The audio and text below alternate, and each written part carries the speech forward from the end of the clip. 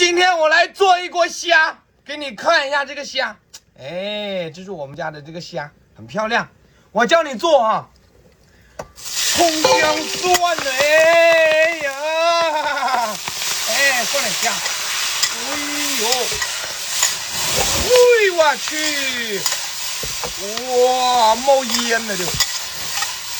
哎，加一丢丢的生抽，哎，然后再多加一点点的醋，哎，然后稍微的来点点，哎，好。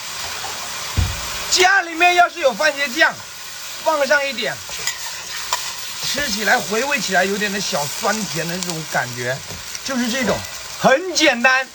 我跟你说，好东西做起来绝对不复杂，是对不对？这就是这个海虾，哎。